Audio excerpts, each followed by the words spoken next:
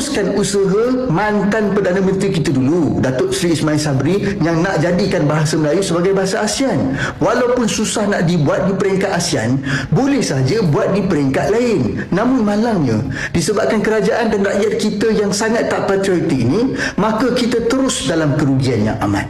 Ada satu perkara saya nak maklumkan pada kerajaan.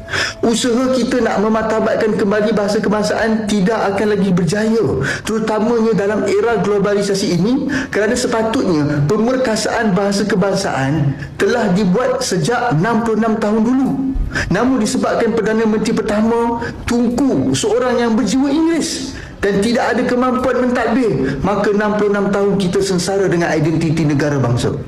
Bahasa Indonesia pula dah lama dijadikan bahasa kebangsaan dan digunakan secara menyeluruh di negara mereka sejak sebelum kita dapat kemerdekaan lagi.